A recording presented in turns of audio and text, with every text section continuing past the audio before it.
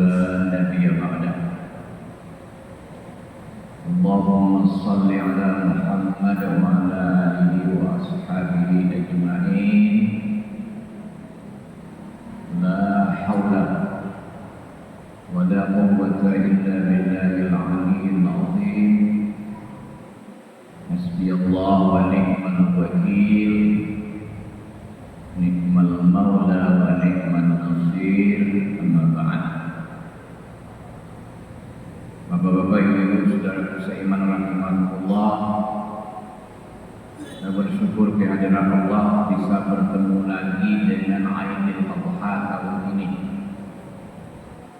Mudah-mudahan bagi yang ikut berkorban ataupun yang tidak ikut berkorban karena kurang mampu, tapi semangat korban harus kita miliki,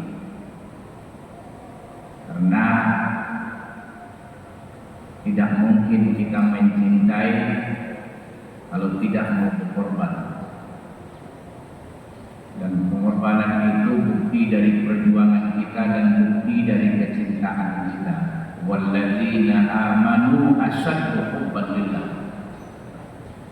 Dan orang-orang yang beriman amat sangat cintanya kepada Allah. Surat Al-Baqarah ayat 165. Mudah-mudahan nanti ketika kita bertemu dengan Allah di maliki yaumiddin, kita termasuk kasihnya, hambanya yang nanti beriringan dengan kekasihnya Muhammad sallallahu alaihi wasallam masuk ke surganya. Amin ya rabbal alamin. Saudara seiman rahimakumullah, Rasulullah sallallahu alaihi wasallam, beliau tidak meninggalkan untuk umatnya harta yang melimpah, tapi beliau berpesan, dan kata orang yang ahli tentang hadis, hadis ini sahih. Redaksinya berbeda, tujuannya sama. Beliau bersabda, "Inni taraktu fikum amrayni ma tamassaktum bihima lan tadillu abada. Kitab Allah wa sunnah Rasulih. Sungguh aku tinggalkan buat kalian dua urusan. Selama kalian berpegang kokoh dengan keduanya, berpedoman kepada keduanya dalam berbuat bertindak, ada jaminan dari beliau, lan tadillu abadan. Kalian tidak akan pernah sesat selama-lamanya." Fi'il yang 5 dimasuki oleh huruf nasab lan, berarti selama-lamanya akan datang, selama-lamanya tidak pernah kesasar. Kitab Allah pertama yang beliau tinggalkan adalah kitab Allah yang alhamdulillah sampai hari ini terjamin. Karena memang yang menjamin bahwa Al-Quran tidak akan bisa dirubah oleh siapapun adalah yang punya kalam, Allah Subhanahu wa ta'ala. Inna nahnu nazzalna dzikra wa inna lahu lahafizun. Sungguh, kata Allah, kami yang menurunkan Al-Quran dan sungguh kami yang akan memeliharanya. Nah, Muhammad SAW meninggalkan pedoman ini, Al-Quran, dan alhamdulillah firman Allah terbukti sampai hari ini. Tidak ada satu pun pakar yang bisa merubahnya. Walaupun mereka berkumpul dari berbagai pakar untuk merubah Al-Quran, nggak bisa. Dan ingin merubah itu bukan sekarang saja, sejak zaman Nabi hidup pun ada yang ingin merubah, tapi semuanya KO. Ada yang mencoba ingin menandingi inna a'tayna kal kautsar. Dia buat inna a'tayna kal jawahir. Tapi oleh kawan-kawannya sesama sastrawan diejek. Ada lagi dibuatnya ya ibda binka ibda'ain dan lain sebagainya. sebagainya, semuanya diejek oleh teman-temannya. Kenapa? Karena balawahnya tidak tepat, tidak nyampai. Ya. Bapak-bapak, ibu-ibu yang saya hormati, jadi Nabi sudah mengatakan jaminan kalau kalian mau berpedoman kepada Al-Quran, kalamullah yang terjamin isinya, terjamin tidak akan bisa dirubah, tidak seperti kitab-kitab yang terdahulu, maka kata Nabi pasti kalian tidak akan kesasar. Tapi jangan lupa bahwa Al-Quran itu banyak berbicara secara global, tidak rinci. Dia perintahkan sholat, tapi Al-Quran tidak menjelaskan bagaimana cara rukunya. Al-Quran tidak menjelaskan cara sujudnya. Al-Quran tidak menjelaskan secara detail bagaimana iktidalnya, duduk antara dua sujudnya dan lain sebagainya. Maka yang kedua kata Nabi, ketika kalian berpedoman kepada Al-Quran, jangan tinggalkan sunnah Rasul. Karena sunnah Rasul, sunnah Muhammad Sallallahu Alaihi Wasallam, qaulan dan fi'lan, itu tidak bisa ditinggalkan sebagai pedoman dalam kehidupan, karena dia menjelaskan tentang Al-Quran. Bapak-bapak, ibu-ibu yang saya hormati, dua hal inilah yang ditinggalkan oleh beliau, dan ini merupakan Al-Quran mukjizat yang paling agung. Saya ulang, mukjizat yang paling agung. Sekarang alhamdulillah kita mendengar, kita membaca, dan mungkin pernah melihat betapa banyaknya hari ini orang yang memeluk Islam karena dia mempelajari Al-Quran. Tadi dia menantang, tetapi setelah dia dalami, tadinya dia digaji untuk mencari kelemahan Al-Quran, berbulan bertahun-tahun disediakan fasilitas yang lengkap, tapi akhirnya mereka mengucapkan dua kalimat syahadat. Dan yang melakukan itu bukanlah orang sembarangan, tapi orang menengah ke atas ilmunya. Ada yang bergelar profesor doktor dari berbagai disiplin ilmu. La ikraha fiddin, qad tabayyana rusdu minal ghayy. Allah, jangan paksa orang masuk Islam, karena akan jelas nanti dari ajaran Islam itu akan terbedalah mana yang cerdas, mana yang bodoh, mana yang bodoh. Yang menolak Islam pasti bodoh, yang menerima Islam pastilah orang-orang yang cerdas. Saudaraku seiman rahimakumullah, jadi Nabi meninggalkan dua hal itu. Dengan dua hal itulah insya Allah kita akan selamat sampai ke tujuan. Sebab ya hadis itu dipakai oleh Nabi, redaksinya adalah tidak akan kesasar selama-lamanya. Paling tidak kita bisa memahami bahwa kata kesasar sesat itu biasanya adalah orang yang dalam perjalanan. Artinya di hadis ini sekaligus Nabi mengatakan bahwa kita ini manusia sekarang ini di dunia adalah dalam perjalanan. Saya ulang, kita dalam perjalanan, belum sampai ke titik akhir dari kehidupan kita.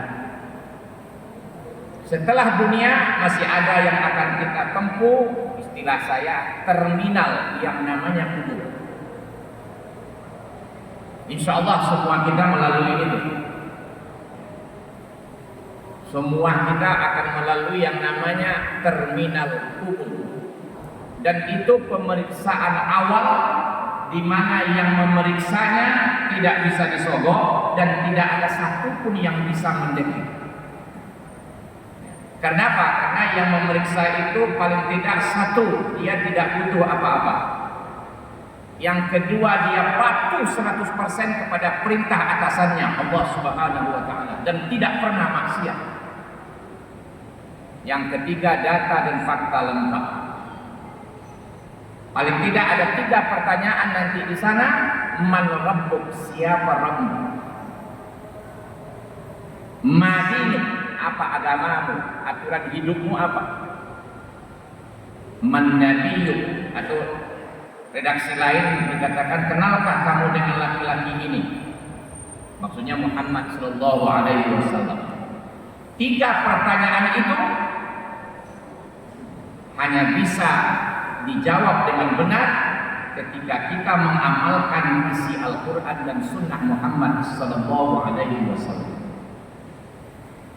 Saudaraku seiman rahimakumullah, karena itu pada kesempatan yang singkat ini ada baiknya kalau kita kembali memahami sabda Muhammad Sallallahu Alaihi Wasallam, akbarul kabair al-israfu billah wa qatlun nafsi wa uququl walidain wa qaulus zur. Dosa yang paling besar di antara dosa besar. Akbar itu fi'il amrun nahi.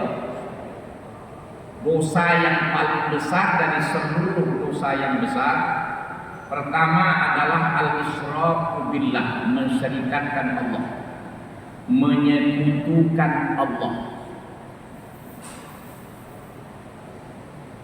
Luqman ketika dia mengajar anaknya, wa idh qala Luqman li ibnihi wa huwa ya'izuhu ya bunayya la tusyrik billah innasyirka la zulmun azim. Ingat ketika Luqman berkata kepada anaknya, ketika itu dia sedang memberi pelajaran kepada anaknya. Apa pelajaran pertama yang diberikan oleh Luqman adalah la tusyrik billah, jangan engkau syirikatkan Allah. Inna syirka la zulmun azim, sesungguhnya syirik itu zulmun azim. Kata zulmun diantara arti yang seakan dengan dia adalah gelap. Makanya orang kalau sudah melakukan kesyirikan dia berada dalam kegelapan. Maka dari kata itu juga diartikan aniaya. Orang kalau sudah melakukan kesyirikan dia menganiaya dirinya sendiri, dan pada gilirannya dia akan menganiaya di luar dirinya, melakukan kezaliman. Ulama membahas tentang kesyirikan, ulama membahas lawan dari syirik yaitu tauhid, panjang sekali. Karena itu saya pribadi, kita semua yang hadir, mari ajak diri kita, keluarga kita ya, untuk betul-betul serius mempelajari tentang syirik, mempelajari tentang tauhid. Apalagi Allah sudah berfirman dalam surah An-Nisa bahwa Allah tidak akan pernah mengampuni dosa orang yang mati dalam keadaan syirik. Allah tidak akan pernah mengampuni dosa orang yang mati dalam keadaan syirik, terutama syirik besar. Tidak akan pernah. Dan Allah yang berfirman tidak akan pernah. Tapi kalau soal pernah berzina dan lain sebagainya umpamanya, ada kemungkinan Allah ampuni. Tapi kalau syirik tidak. Karena Nabi bersabda, yang paling pencemburu adalah Allah. Artinya ketika orang mensyirikatkan Allah, dia sedang mensekutukan dan Allah sangat cemburu, marah. Di bawah itu kata Nabi, aku. Makanya Nabi itu ketika dia ingin dibunuh oleh Abu Jahal, Abu Lahab, dia tenang saja. Dia ada perang, oke, dia barisan depan. Tapi ketika istrinya dikatakan selingkuh, 7 keliling beliau merah mukanya, takut, karena beliau sangat pencemburu. Jangan coba-coba memiliki milik dia oleh yang lain, tidak bisa. Hak dia jangan coba-coba dia. 7 keliling sampai dalam riwayat Umar, yang setan jangankan bicara Umar, berpapasan saja dengan Umar terbang itu setan. Tapi sekali itu kata Umar, belum pernah aku melihat muka Nabi sesuram. Tak sanggup Umar menghadapi. Sampai-sampai harus wahyu yang turun menjelaskan kepada Nabi bahwa berita itu adalah bohong. Jadi ketika Aisyah dikatakan selingkuh, difitnah, Nabi nggak tanggung-tanggung marah. Maka Allah tidak akan pernah mengampuni orang yang mensyirikatkan.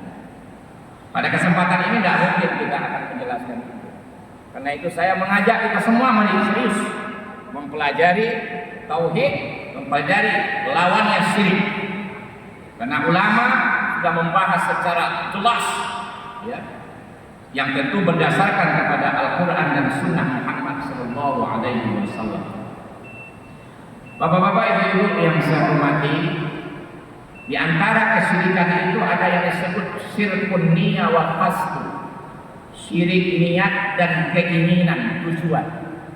Ada yang disebut dengan syirkun doa wal ibadah, syirik doa dan ibadah.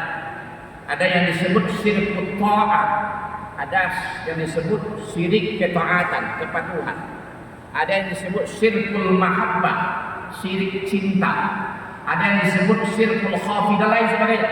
Tentu semuanya itu lawannya dari tauhid. Ada tauhid niyah wal qasd, tauhid mahabbah, tauhid ta'ah, tauhid, ya, dan lain sebagainya. Nah, ini penting sekali. Saya mengajak diri saya juga semua. Apalagi sekarang ini sudah kembali dan lebih dasar kadang-kadang daripada jahiliyah. Dulu, sekarang disebut jahiliyah modern oleh para pakar. Lebih parah. Lebih parah. Jangan dianggap kita nanti beralasan saya tidak menyembah keris ini, tidak menyembah kuburan ini. Saya minta kepada yang ada dalam kuburan ini sebenarnya supaya dia sampaikan kepada Allah. Hati-hati. Logika ini duluan dari kita digunakan oleh orang-orang penyembah berhala dulu. Wa ma na'buduhum illa liyuqarribuna ila Allahi zulfa. Muhammad, jangan kau anggap kami menyembah berhala Lata Uzza. Nah, gunanya berhala ini yang sekiratus ini gunanya untuk mendekatkan kami kepada Allah. Ini bagi kami hanya wasilah saja, tawasul saja ini. Sama lah dengan sekarang. Kalau kita jumpa dengan orang-orang yang melakukan kesyirikan seperti itu, dia akan berdalil. Saya tak percaya ke cincin ini. Cuma di cincin ini kan ada khadam. Khadam ini yang akan menyampaikan kepada Allah. Syirik. Begitu juga jimat-jimat yang meletakkan di kedai dan lain sebagainya. Dia tidak mengatakan itu yang membuat bekas, tapi kepada Allah. Tapi ini perantara. Sama logika orang jahiliyah dulu. Jadi hati-hati.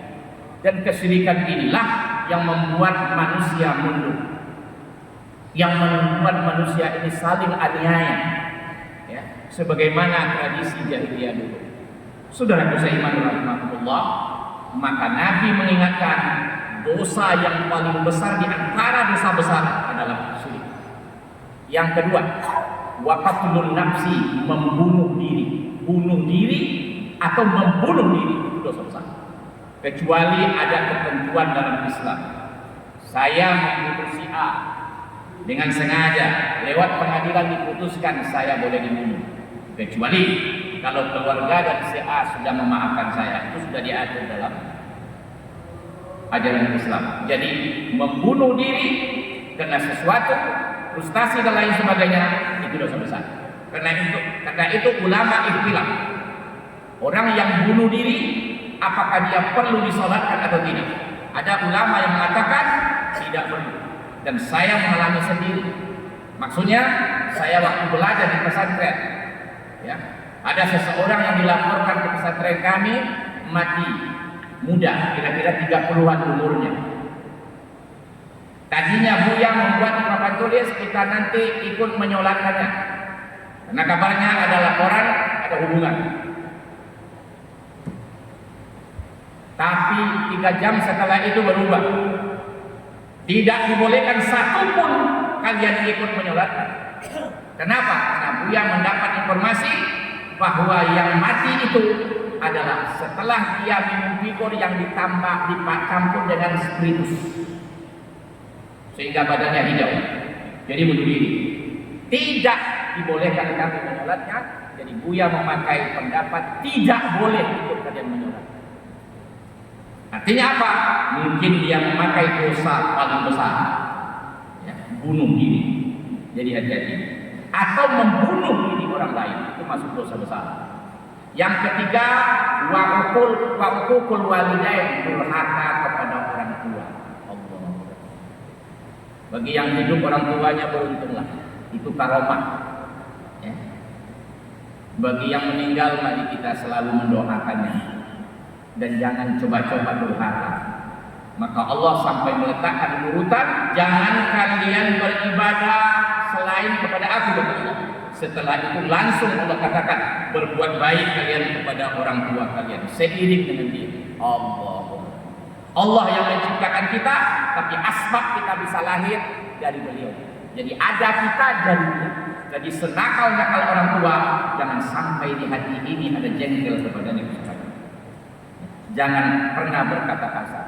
Kita sudah buktikan bahwa orang yang hormat kepada orang tuanya, walaupun dia tidak sholat, walaupun penjudi, tapi dia sangat hormat kepada orang tuanya, Allah janji di dunia akan mewahkan dia. Tapi hati-hati, kalau dia tidak bertobat, nanti di akhirat tidak ada bagiannya lagi. Karena Allah berjanji, kalau kalian hormat kepada orang tua kalian, aku akan balas. Ada yang dibalas di dunia, ya, ada yang nanti di dunia dibalas dan di akhirat dibalas. Dan itu diamalkan terutama oleh orang Saudi sekarang. Kalau mereka punya ibu, adik-beradik sekian puluh orang, itu berebut untuk memeliharanya. Yang keempat, berkata bohong. Wa qaulu zur, berkata bohong. Hati-hati. Hati-hati, jangan sampai berkata bohong. Itulah barangkali yang dinasihatkan oleh Nabi kepada kita. Mudah-mudahan kita terhindar dari 4 dosa besar ini, dan mudah-mudahan kita ketemu dengan beliau besok dan termasuk kita yang dibanggakan kepada umat-umat yang lain. Assalamualaikum warahmatullahi wabarakatuh.